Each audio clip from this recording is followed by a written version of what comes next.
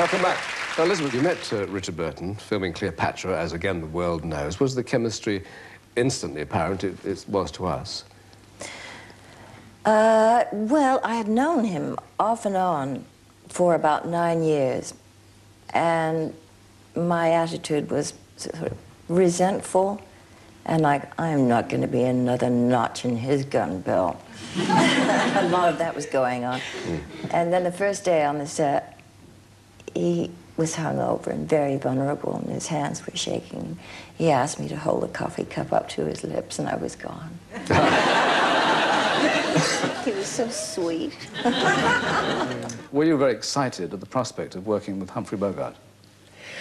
Well, I was and I wasn't. I mean, I was excited, of course, at the whole project.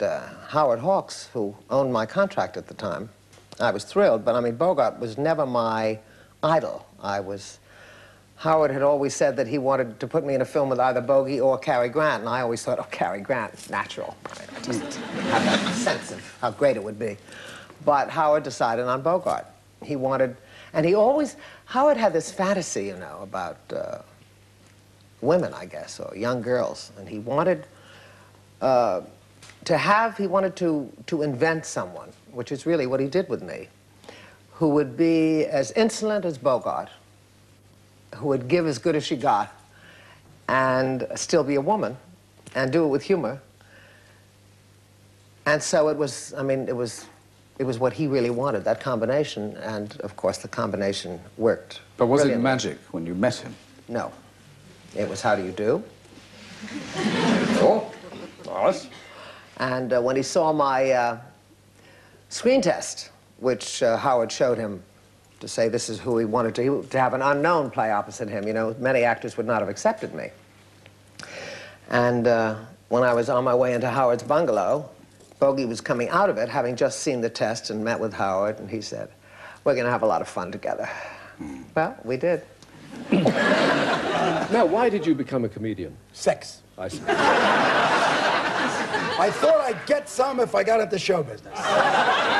You know, when you're short and you're funny looking. By the way, I had a nose job too, you know. Really? Yes, I had a beautiful little nose, and I said, I'll never make it. I'll never be a big Jew in show business. I went to the finest doctors at Mount Sinai. They banged it, they pushed it, they pushed it out. Now I've got this wonderful Jewish nose. Now I can survive now in my business, so to speak. Yes. But I did get into show business for sex because I knew that funny men are somehow sexually attractive. And I danced my way into the hearts of many women. A lot of them had to go to the hospital. You dance your way into a human heart. There's a lot of surgery that has to be done later. But you know, women are funny. No offense, Maureen, but women are really, in some ways, they really are slightly hypocritical. For instance, you beg, you know, when you're a teenager. I mean, that's all you think about. You beg, you go on a date and you beg and you say, please, just could we kiss in the doorway? Could I touch? No. Could you hold? No. Oh no. Could I? You know, and they never, you know, they just say no. Oh no, I don't do that. I don't do it because they don't do it. Women don't do that. How we're all here is a miracle because they don't do that. They never do that. This is all some kind of immaculate conception happening. So anyway, finally one night, they know you, they're drunk, they do it. They say, all right, they succumb to it. They do it. They do it. The next day you say, let's go to the cinema. Let's go to the movies. They say, let's do it. You say, let's have a piece of cake. They say, let's do it. Okay, let's take a walk. They say, I'd rather do it. I mean, once they do it, that's all they want to do is do it. I mean, they really are terrible. I mean, you know. But when you started and got this image, even as a very young girl, people got the wrong impression, I suppose.